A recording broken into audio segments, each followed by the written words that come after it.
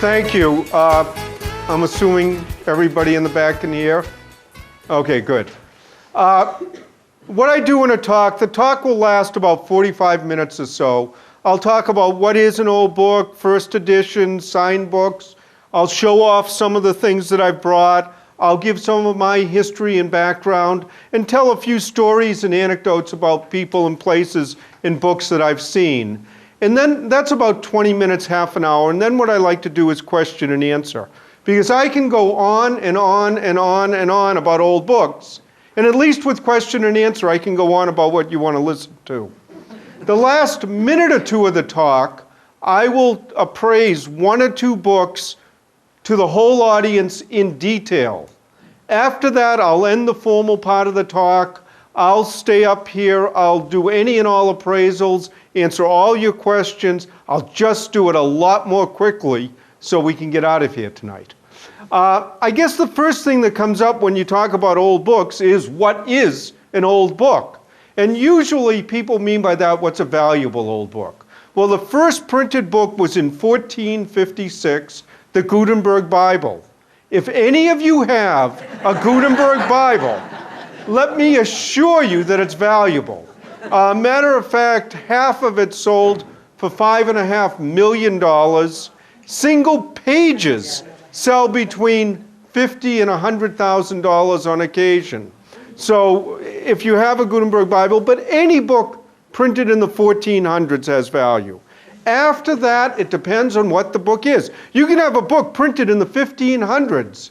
There was a relatively dull and an interesting book then, and you know, it's still a relatively dull and an interesting book now, and people won't pay very much for it. On the other hand, you can have relatively recent books.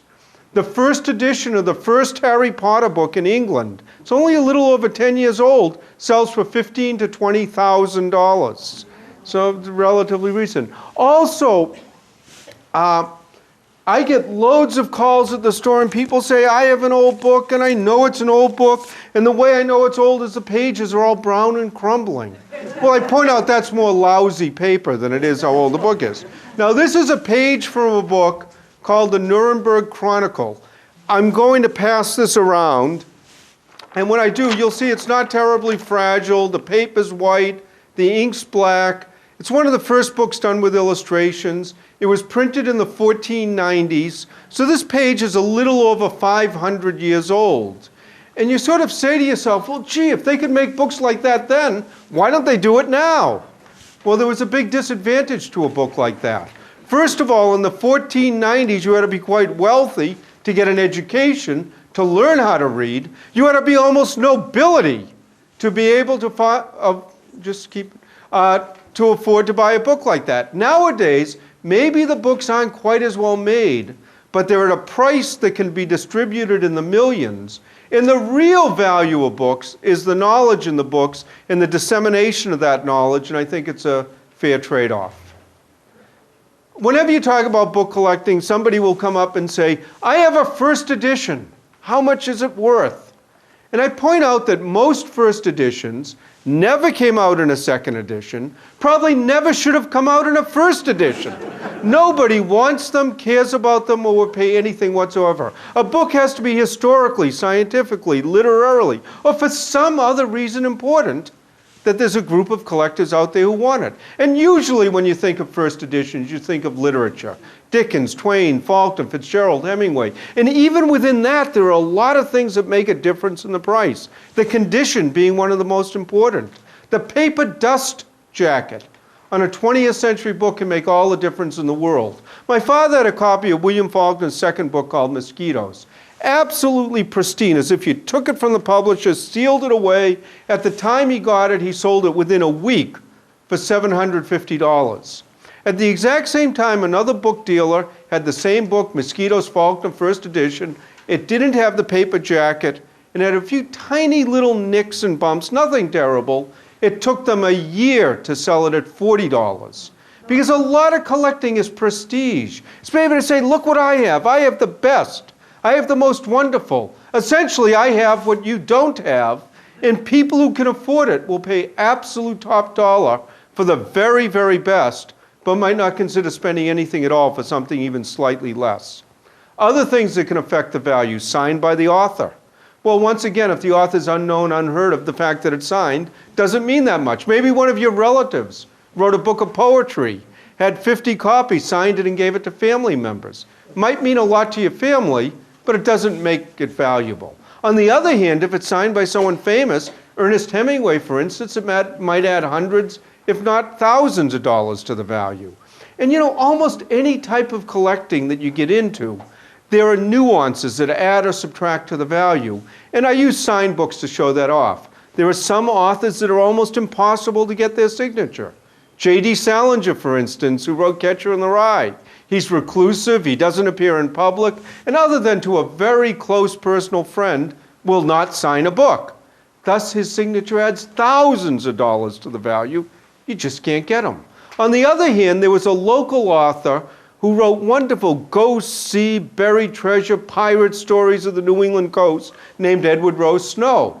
Now, Snow used to sign a lot of his books. Matter of fact, he was a friend of my father, and I knew him too. And I remember one day he came into the store, and he had just been on Cape Cod, and he had gone into a bookstore that he had never been in before. Snow went right up to the section where his books were, pulled one off the shelf, opened it up, and exclaimed, "My, a rare, unsigned copy." And then he took out a pen and signed it.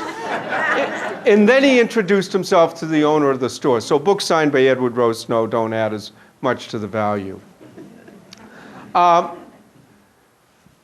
father had a copy of of F. Scott Fitzgerald's classic book, The Great Gatsby. Now, just opposite what I was saying before, it was a first edition, but it didn't have the paper jacket. It was well worn and read, but when you open it up, inscribed in the front end paper was "To the greatest living poet, T.S. Eliot, sincerely F. Scott Fitzgerald." And then in addition to that, when T.S. Eliot read the book, he made marginal notes, annotations, comments, crossed things out, added things into just about every page of the book. That book now would be worth $200,000, $300,000, maybe even $400,000 because of the great association. One last story about autographs. There was an autograph and manuscript dealer in the New England area. He was one of the more prominent ones. But when he was a young boy, he used to collect books by Robert Frost. And he knew Robert Frost. And when he was 13 years old, he went to England and he bought a copy of Frost's first book called A Boy's Will. Very complicated, what really is the first edition. Paid top dollar for it at the time. Came back to New England, met with Frost. He was very proud of himself. He said, "Look what I've got." And Frost looked at it, said, "What did you pay for it?" He told him. Frost said, "Give me the book." And Frost opened it up, and in the front two end papers wrote a 2-page description of how to tell the first binding from the second, from the third, from the fourth, how they change bindings, why they change bindings, the different colors of the bindings. On and on and on for 2 pages, signed it, closed the book, handed it back to the boy and said, "Now it's worth what you paid for it." In any case, let me digress a little, give you a little bit of my background, the history of the store. The history of the Brattle Bookshop goes back to the 1820s, but for all practical purposes, it was going out of business in 1949. My father was getting married, my mother had $500. With that, they bought half interest in the store. And my father built the store on his great love of books, his hard work, his knowledge, and he was also a bit of a character and a showman. And it's always been in Boston. We get people who are in Harvard Square on Brattle Street saying, "Where are you?" We tell them we're downtown. When my father bought the store, there was a little side street in what was then Scully Square called Brattle Street. To even make it more confusing, the street doesn't even exist anymore. It's where Boston City Hall is now. And we've had 7 or 8 different locations over the years, mainly because of urban renewal. And every time we'd move, when it was planned, my father would move the best books to the new store, and then he'd run sales. Half price dollar, 50-cent, quarter dime. Last day of the sale, though, everything was free. And he would literally have hundreds of people line up with bags, packs, satchels, whatever, ring a big bell. They'd go charging into the store, grab whatever they could grab. 5 minutes later, he'd ring the bell again. They'd leave. Next group would come in. And he gave away over 250,000 books that way. Now, the last time he did this was in 1969, and we were moving from the end of Washington Street, again near Boston City Hall, to West Street where we are now. And at the end of the giveaway, there were books left over. So like I said, my father was a bit of a character and a showman. And if you can sort of picture this, he hired a covered wagon with a cowboy and a horse team. And on the cover of the covered wagon, it said, "Go West, book lovers. Go 5 West Street, Brattle Bookshop."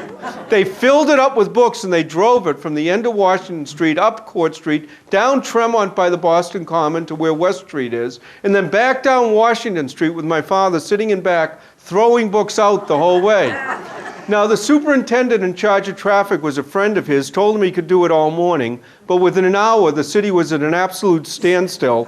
They told him to stop. He didn't care. He'd gotten his point across. And we've been on West Street since then. When we first moved in, we were in a 5-story, 150-year-old wooden building, absolutely crammed full of books. In February of 1980, I got a call at 4 o'clock in the morning. The building was on fire. It literally burnt to the ground. I mean, it was 100% gone. But we wanted to keep going, continue. We found a storefront a few doors up the street. We rented folding tables. People either sold, gave us, donated books. Kevin White, who was the mayor at the time, came down with a carload of books. And within a month, we reopened. It was a very meager stock, but the main thing was just get open.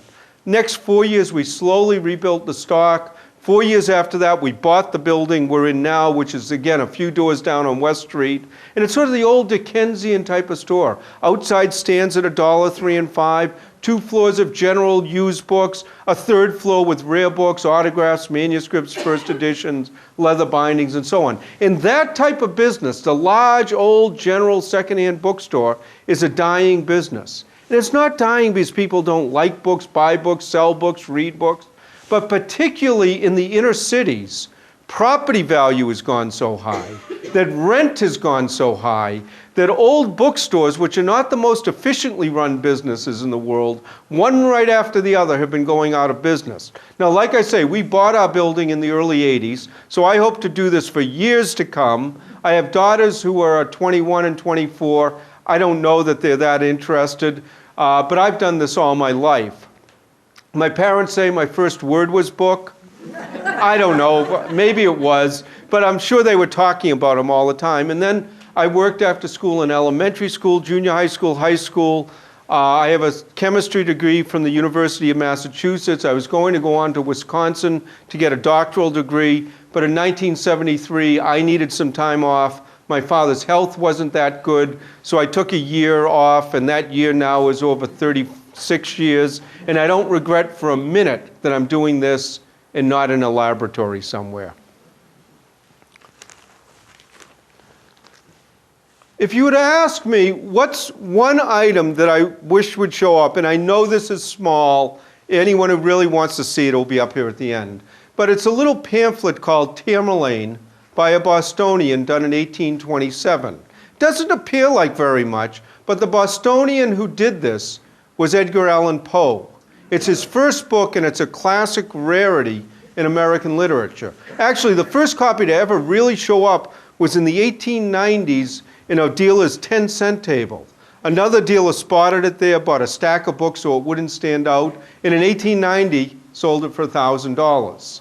In the 1950s, there were 2 postmen, and on the side they were book scouts, and being postmen, they knew where all the yard sales were. They bought a trunk of books. At the bottom of the trunk, they found a Tamerlane. Families got involved. They got to negotiating, and after 6 months, they sold it for $10,000. Now, I don't know if it was worth it because they started out best of friends. By the time they sold it, they never spoke again, but they got their $10,000. And then a little over 10 years ago, an antique dealer died in the Newburyport area. His whole estate was auctions, paintings, prints, books as a group, $600 to an antique dealer in New Hampshire. They took all the pamphlets, put them in a box, $15 each. Someone, of course, picked out a Tamerlane, and a little over 10 years ago sold it for $198,000. Now, let me just say, this is a facsimile. A lot of what I bring with me are original, but I don't bring $200,000 pamphlets. But if any of you want to take a close look and then go home, check your attic, cellars, basements, whatever, if you find one, please give me a call. I'd love to hear about it. A lot of the fun of collecting is learning about something, is studying it, is appreciating it. I mean, it's really your knowledge that makes something interesting and thus valuable. Someone might look at something and say, oh, that's a scrap of paper. Someone else might say that's a broadside that led to the American Revolution, that led to our country's independence. So it's really the knowledge, the interest, the studying that makes things valuable. Now here's an item that I think on the surface is interesting. Story behind it maybe even more so. This is on White House stationery, and it's dated April 11th, 1933, and it starts, Dear Jim, I want to send you this note to tell you how happy I am that you are to represent the United States in Poland. It's the most important post, etc., signed always sincerely Franklin Roosevelt, and it's to the Honorable James Michael Curley, Mayor of Boston. Now on the surface, this seems like a great honor. It's an ambassadorial appointment. Well, Curley didn't think it was such an honor. Matter of fact, I think he thought Roosevelt was trying to get rid of him, which of course he probably was. And Curley's response to Roosevelt was, remember this was 1933, he said in Poland, with Germany on one side, Russia on the other, you should send your worst Republican enemy to Poland. He said, matter of fact, if you think it's so important, why don't you quit and go there yourself? Now, Curley's impression of Washington didn't change over the years. We also have 10 letters that he wrote to his wife when he was in Danbury prison. Now, even though these were personal letters, he was still very much the politician. And there was one quote I particularly liked. He had just gotten into prison. He wrote to his wife and he said, many of the four-legged creatures in my cell have more honor than the two-legged creatures in Washington. In any case, enough for Curley. A lot of what we get aren't just books, but we get all sorts of letters, documents, pamphlets, program. Here's a program from the 1912 World Series.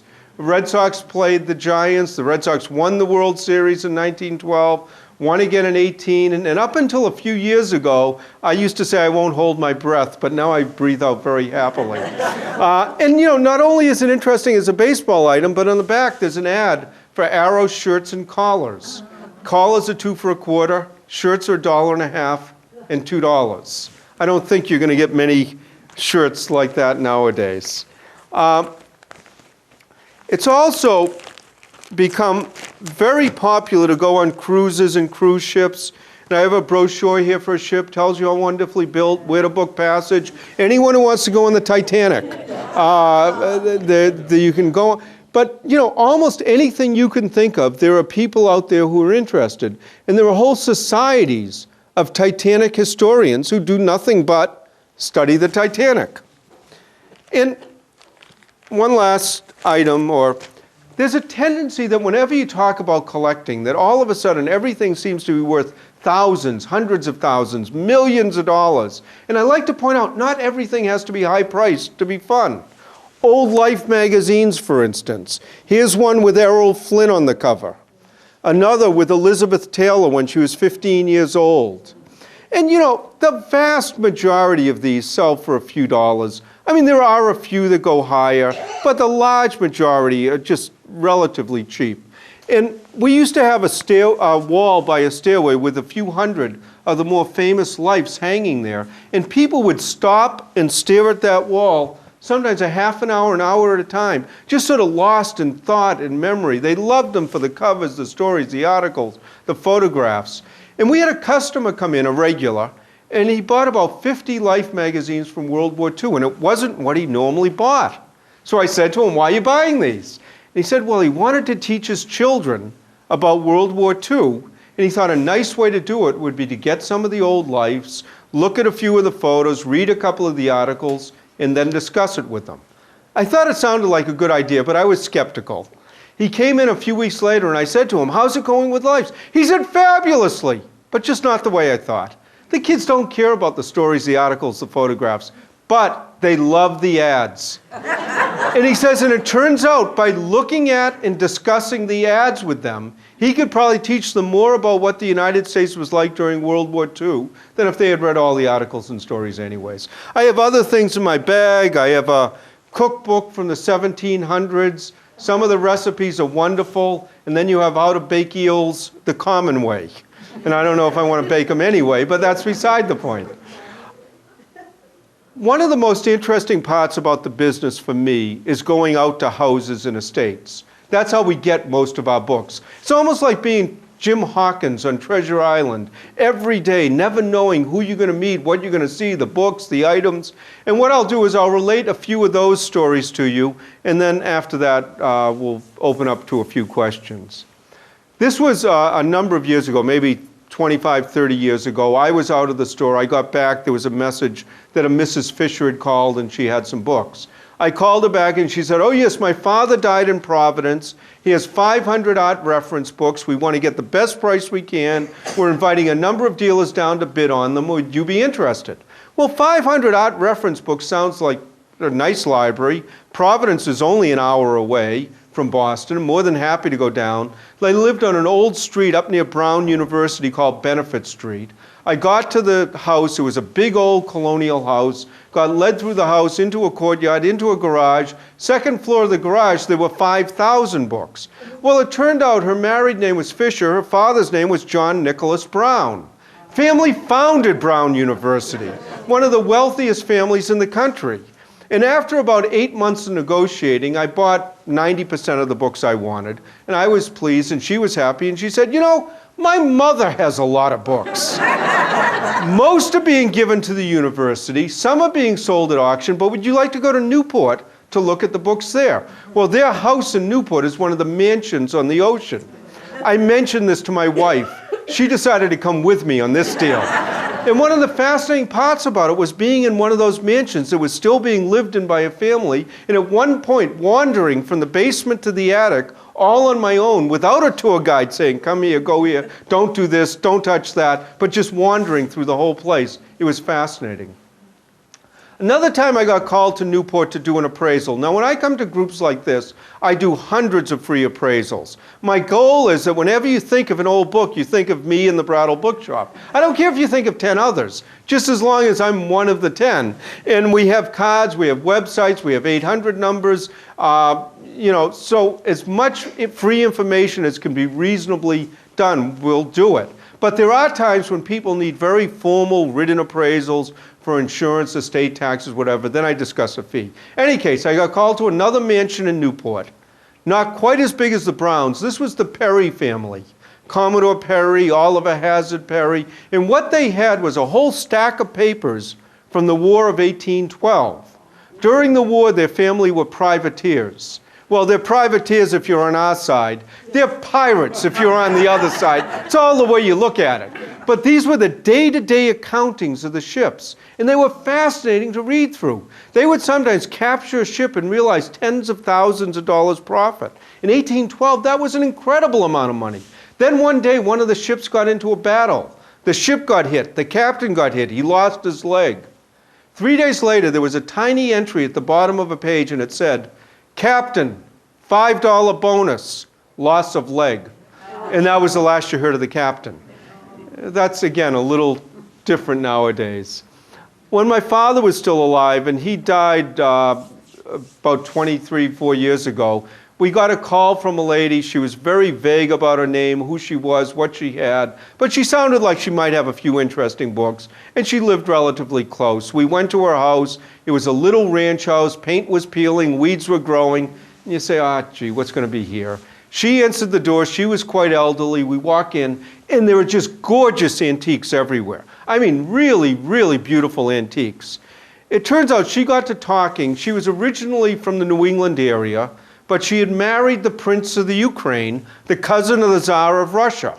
He had escaped just before the revolution, and she told story after story about being Russian nobility in Europe and all the court intrigues and all the goings-on, how T.E. Shaw used to stay at their house all the time, how she didn't think he accidentally died on a motorcycle. T.E. Shaw, of course, was Lawrence of Arabia. And she went on and on and on with these wonderful stories. Turned out her books were lousy, but the stories were absolutely wonderful. And when we first got into the house, on one of her walls, she had 10 watercolors. They were about this size, pastoral European scenes. And when I first looked at them, I thought they were nice. And the longer she talked, and the more she talked, and the more I looked at them, the nicer I thought they were. And I finally said to her, you know, those 10 watercolors are really nice. And she sort of just turned around and said, oh, yes, they're all Turners. So she had 10 original Turner watercolors, probably $1 million worth of painting. It was like, oh yes, they're all Turners. So you never know. There's people, the characters. As a matter of fact, speaking of characters, about 10 years ago, we went to one of our customers' 100th birthday parties. Now, when you go to a man's 100th birthday party, and he tells you he just got back from Barcelona, he's going to give a talk in Florida, and he's been asked to lecture in Tokyo. And I finally said to him, you're 100 years old. Don't you think Tokyo is an awfully long way to go? And he said, well, when I used to work, it took well over 20 hours to get to Chicago. He says, I don't think Tokyo's a whole lot further than that nowadays. And here's a man who could literally tell you about one day sitting down to dinner with Henry Ford and Thomas Edison. And he was a young man. He said he was really looking forward to this dinner and the learning and insight he was going to get from these two men. He said he was excited. He got to the table a little bit early. 5 minutes later, Ford came in and sat down next to him. About 15 minutes later, Edison came in. Now, Edison was elderly, had one of those big horns for hearing, sat down opposite them. And he said the first thing, Ford turned to Edison and yelled, "My Tom, you look very good." And Edison turned to Ford and yelled, "It's the Carter's little liver pills."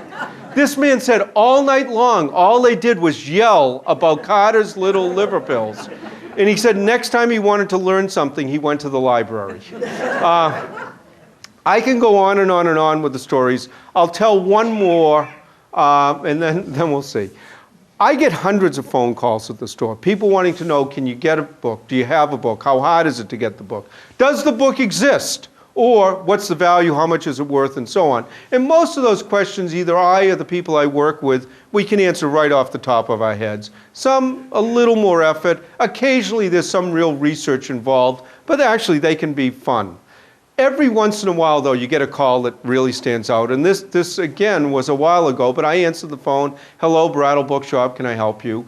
A lady, again, older, very thick Irish brogue. First thing she says is, "President Kennedy slept with me." Now, you have to admit that gets your attention. And she stopped and waited for it to sink in. And then she went on to explain that she had worked for the Kennedy family. She had been his nursemaid. When he was 3 and 4 years old, he used to fall asleep in her arms. So he did sleep with her, but maybe not what you first think. And what she had was a whole series of handwritten letters from the president.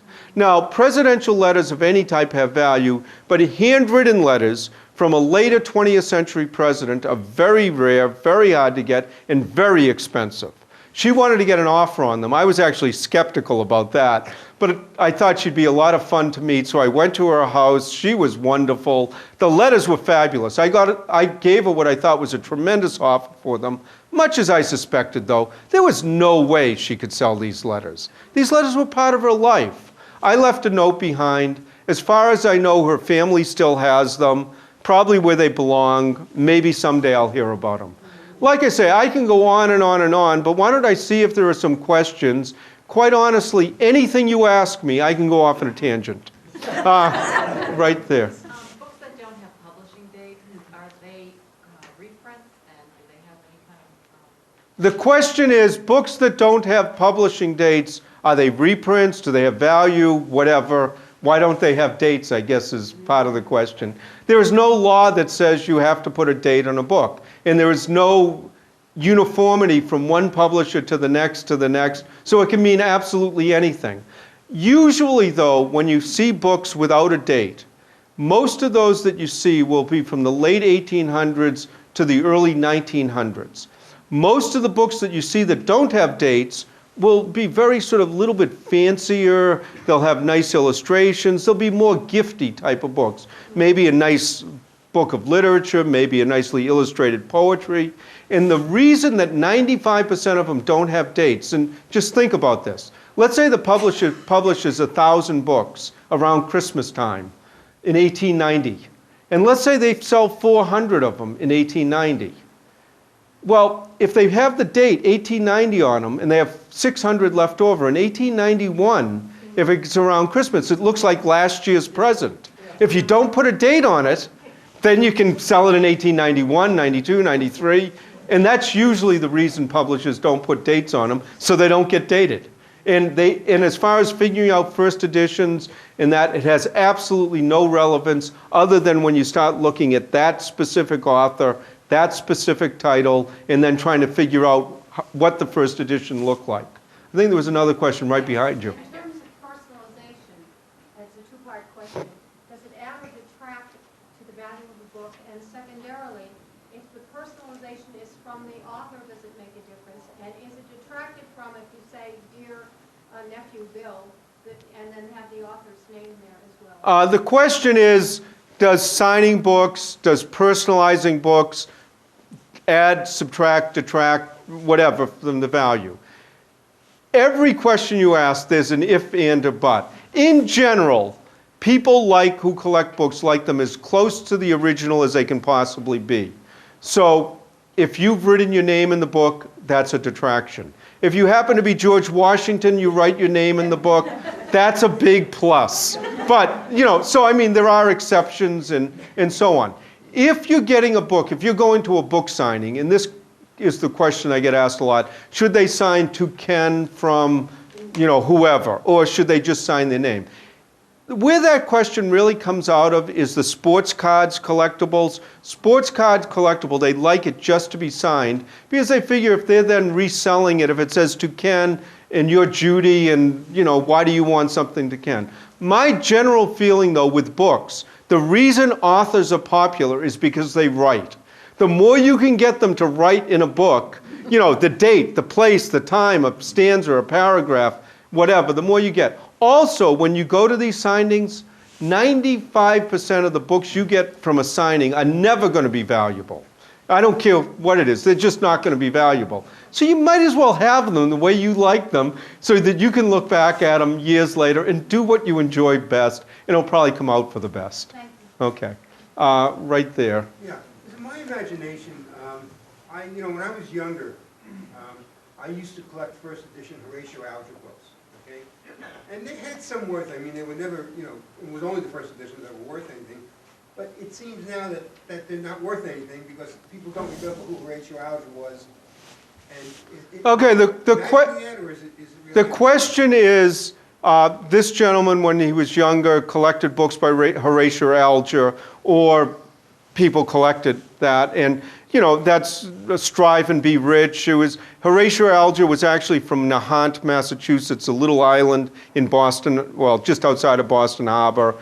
He wrote, the earliest ones were in the 1860s, and he wrote after that, and they were immensely popular. In the first editions, some of the first editions nowadays still have value. The very earliest ones, very pest condition, can still get a decent price.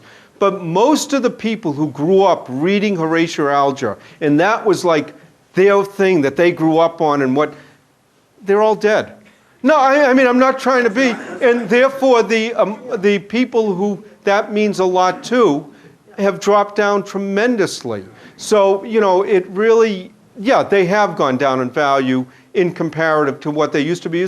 A lot of people don't care. I'll tell a little story, though. When my father was first in business, one of the first times he did he used to do a lot of radio and television. And he did a show, and I think this was in the late 50s, early 60s. He did like a midnight call-in talk show. And he mentioned a few Horatio Alger books he had with him. When he got home at 1 o'clock in the morning, there was a car sitting in front of his house with a collector waiting for him to bring, because the guy was so afraid that by the time that he got to work the next day, there'd be another collector there waiting. My father said it was a little unnerving, but the guy turned out to be one of the friend and collector over the next 20 years. But can you imagine doing a radio show and that night coming home and having someone sitting at your door? So yes, the value of Horatio Alger has gone down because, I grew up maybe on the Hardy Boys or Nancy Drew or people, so it changes and it always is going to change. I saw someone way in the back. Yeah, I'm wondering if you could talk a little bit about your song, or do I not? Like, what? Well, the question basically is, how do I decide what something's worth? Why do I buy things and so on? One of the things that happens with us, and I'm very happy to say this, when I was growing up, I used to go to with my father to yard sales, to library sales, to a lot of these charity sales. And I don't know how many of you people have gone to those sales, but if you're there when they open, I would advise a football helmet and shoulder pads and so on. And I hated it growing up.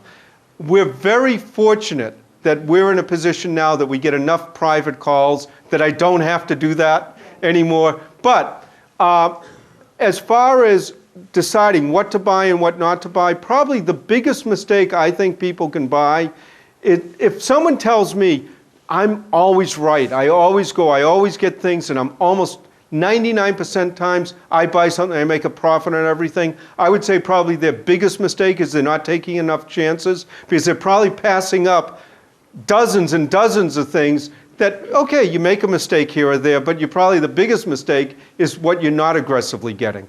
But as far as how, when I'm in an estate, in a house, in so on, well, first of all, if someone calls me up, the first question we ask, if it's an estate, how many books do you have? And we don't mean to count them, we mean, is it 50, 100, 500, 1,000, or so on? And then we ask, what kind of books? And if somebody says, well, I have 200 books on the history of Nashua, they have to be good, because someone made a big effort. Or 300 books on Greek cooking, or 200 books on, yachts, then they have to be good. The normal answer we get a lot of times is, how many books do you have? They go, a lot. And then what kind of books? And they go, fiction and nonfiction.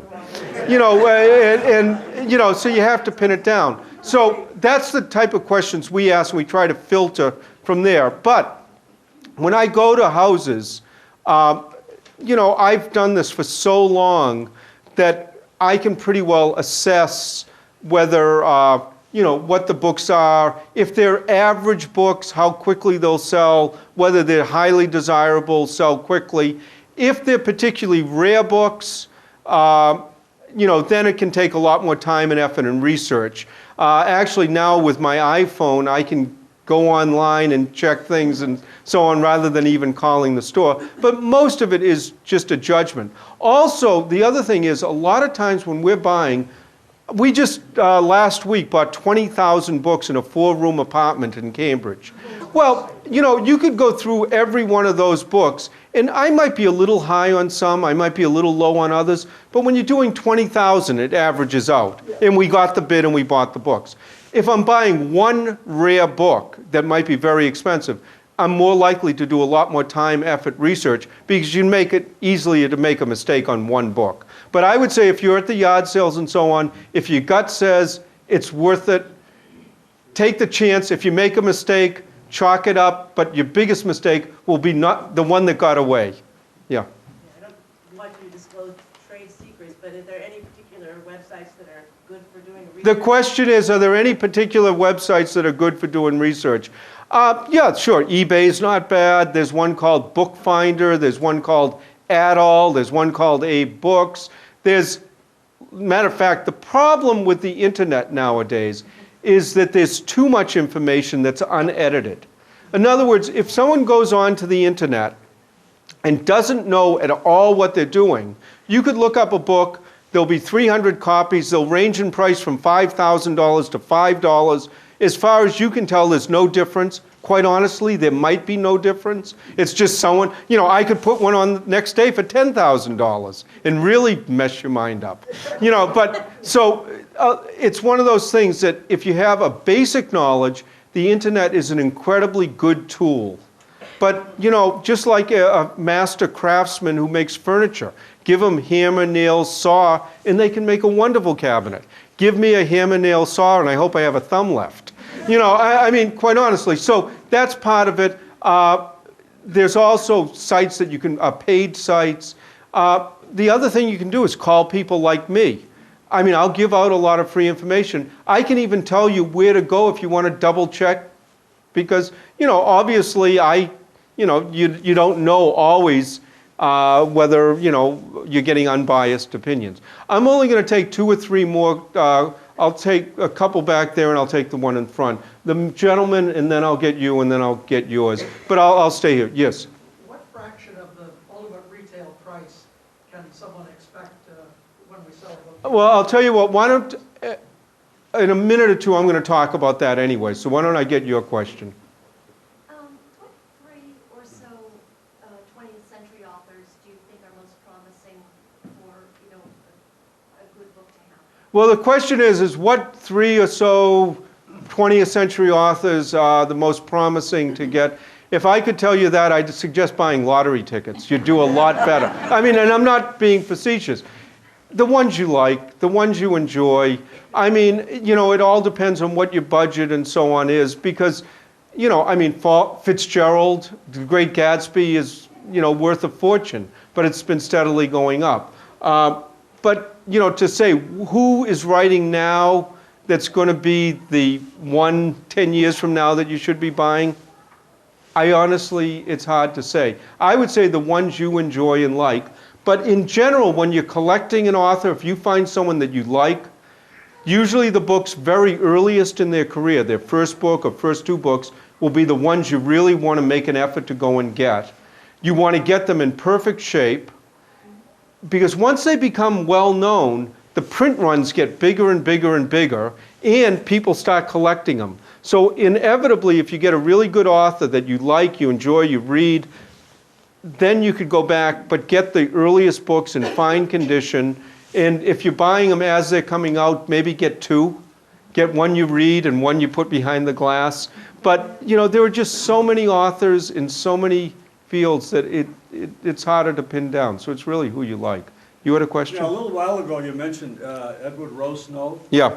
And you said a lot of his books were signed. I heard that if you have one of his books that's not signed, it's worth more than... The question is on Edward Rowe Snow, are the not signed books worth... No, people still like the signatures. And he did little sea serpents and so on. So you have one. I'll get to it. But yeah, it's since I didn't get that question, I'll get yours.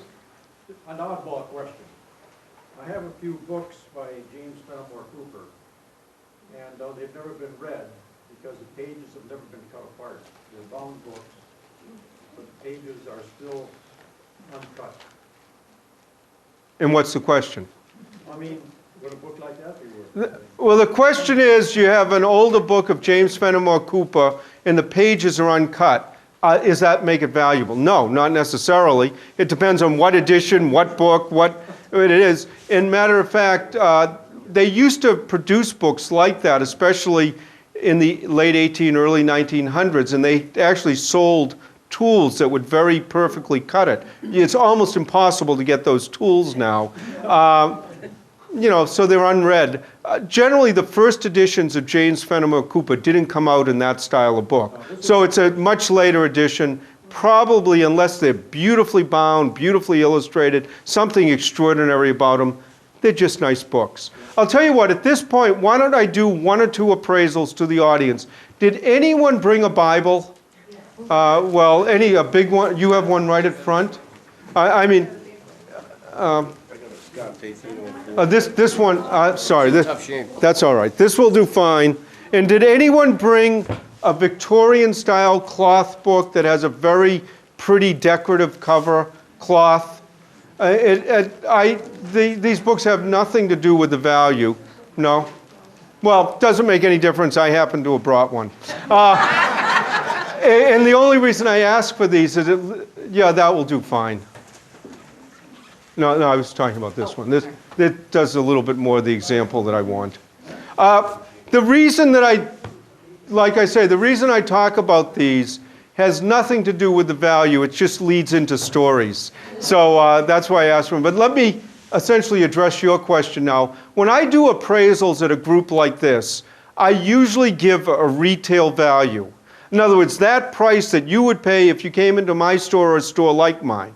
It is not what you would get if you're selling the book. If you're selling the book, you should usually expect to get about 1/3 to 2/3 of the retail value. If you're dealing with the very low end, the markup might even be higher because you just have to make some money. When you're dealing with the very expensive items, the percentages can come down. For instance, a number of years ago, I bought a copy of Audubon's Quadrupeds, not the birds, but the animals. Big, huge, 150 hand-colored plates. At the time, I paid $100,000 for it. I sold it within 2 weeks for $105,000. It's only a 5% markup, but it's $5,000. Well worth the time and effort I spent, and I pretty much had it pre-sold before I bought it. So when you get to the much higher priced items, especially ones that will turn over quickly, percentages can come down just because the amounts of money involved is so much more. Also, everything I say is subjective. In other words, I can say a book's worth $100, a colleague of mine might say $125, and another colleague say $75. So if you know what you have, you go to somebody, you get a price, you're happy, wonderful. If you're not sure, get a second, third, fourth, fifth opinion. There's nothing wrong with that. It's just a matter of how much time and effort you want to spend. The first item I have here is a book called Our Village by Miss Mitford, illustrated by Hugh Thompson. It was done in 1893 in London. It has, it's very hard to see, but it has black and white illustrations. It was a classic of its period. Hugh Thompson was a famous illustrator, maybe not quite as famous as Arthur Rackham or Kate Greenaway or N.C. Wyeth or those, but he was a very well-known illustrator of his time. There's also an edition of this that's much bigger, that's fancier, it's color, signed, and it gets more money. This one has a few little nicks and chips to the top and bottom. It's about a $15 to $25 book. That's about what it goes for. But the reason I wanted a book like this is, before they widely used dust jackets the way they do now. Now, dust jackets as we know them started a little after World War I. Before they had them, but they were literally dust jackets. But a lot of publishers put very fancy covers on their books. The idea was that if you walked into a bookstore and it caught your eye, more likely to buy it. And there are people who collect books like this just for their fancy covers. I mean, you can go to yard sales, book sales, and very cheaply pick up a lot of these books. Individually, they might not seem like much, but graphically as a collection, they can be very nice. Now, most are cheap, a few go for a lot of money. And matter of fact, I have a collection like this myself that started off as a bit of a joke. I got a copy of a book and had a picture of a toilet on the cover. The title of the book was Flushed with Pride, The Life of Thomas Crapper. In any case, I brought it home, I showed it to my wife. She took one look at it and said, we have to put that in the bathroom. So we did. So we put it in the bathroom, and a couple of days later, I got another book and had a big eye staring out of the cover. The title was We Never Sleep. It was a history of the Pinkerton Detective Agency.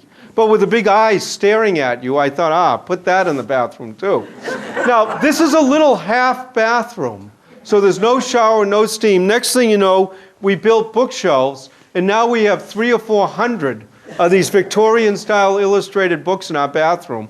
People walk in, they're a little taken aback, loads of reading material, and one of the rules of the collection is that nothing can be valuable because, of course, every once in a while a book falls off the shelf, and you can imagine where it ends up. I like to end the talk talking about Bibles. And one of the reasons I like to do that is the Bible is the most commonly printed book of all time, probably always has been, probably always will be. And many times we get 8, 10, 15 calls a week with people who have 100, 200-year-old family Bibles. In almost all the cases, we have to tell the people, if it's your family Bible, it's been handed down through the generations, sentimentally, it's priceless. But monetarily, it might not be worth much. Now, there are exceptions. There's the Gutenberg Bible. There are plenty of others, so it's always worth checking. And if you have one of these big, literally what they call family Bibles, my wife likes to call them hernia Bibles, but with the clasp, the embossed covers and so on, if they're in mint condition, they can sell to $100 to $300 because they make wonderful priests, ministers, divinity students. They make nice gifts, but you have one clasp broken, you have the binding going a little. I'm not going to open this up, but this is around the 1870s, 1880s. It might have a few nice illustrations in it.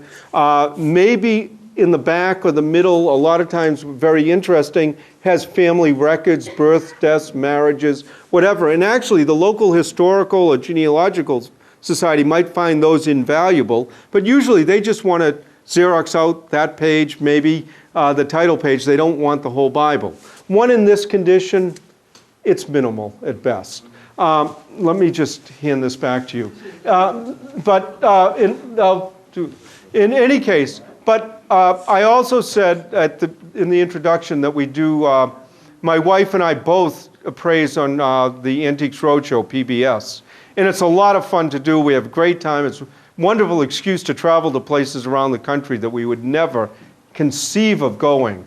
The way they do that show is you appraise from about 7:30 in the morning till 8 or 8:30 at night, almost nonstop. It's in a convention hall. There are folding tables. There are 3 book appraisers usually sitting next to the glass appraisers, and sitting next to the jewelry appraisers, sitting next to the, sort of in a big circle. And there are about 5,000 to 7,000 people who come to a show. Each have 2 items. So there's about 12,000 to 15,000 items that come in on a Saturday. Out of that, they tape about 75. Out of that, they probably use about 50. So what you're seeing on television is weeded down from about 15,000 items. And they're not looking just for value. They're looking for the personality of the person who has them, the story behind it. Because if somebody has something that's worth $100,000, they know it's worth $100,000, and there's no TV in that. But in any case, one of the cities, the appraisers obviously have to get there before it opens. One of the cities, I was there and a couple of the other book appraisers, and we're just talking among ourselves, and we were saying, I wonder how many Bibles we'll get today. We decided to count. One day, one city, we got 80 of those large old family Bibles. Now, actually, depending on who the other appraisers are, sometimes we have a little pool going. One last story about Bibles, and I got called to an old church, well over 100-year-old church, and they wanted to just see, they had a huge library, and they just wanted to see that if over the years they had accumulated any valuable books. I spent a day there. They had great books. It was a lot of fun. At the end of the day, the priest said to me, could you come down the basement? There were a few more books. Went down the basement, looked at the books, and then there was a closet. It was probably more a small room. It would cover like that area. The priest opened the door, front to back, floor to ceiling, top to bottom. It was stuffed with thousands of old Bibles. And I looked at the priest and I said, what is this? And he says, well, you know, people hate to throw away a book. They feel it's sacrilegious to throw away a Bible. So what happens when a parishioner dies and the family doesn't want the Bible? They come and they present it to the church. And he says, what do? We very graciously accept it, and then we go downstairs, open the door, throw it in with the rest of them. And he says, and we can't drive a dumpster up to the back of the church and fill it full of Bibles. That would be terrible. So I use it as an example to say that if you want to give something to a charity, ask them if they want it first. If they want it and can use it, great, but if not, you're really not doing anyone a favor. In a minute, I'm going to end the talk. I'm not bashful about it. We have our card up here. We have 800 numbers. We have websites. Don't ever feel you're bothering me, the people I work with questions, values. We'd rather have 100 people call with nothing special than to have the 101st person say, I just threw away a Tamerlane. So feel free. Now, the way I do the appraisals is literally in a crowd scene. Amazingly, it's the fastest, quickest, easiest way to do it. If anybody has a large stack of books and there are people waiting, I might appraise 1 or 2 of your books and then ask you to go to the end of the line. It's not fair to keep everybody else waiting. Basically, and I'll answer any of the questions, we'll just do it fairly quickly because I want to get home. The library needs to close. I'll say thank you very much. Thank you, and then literally just bring things up.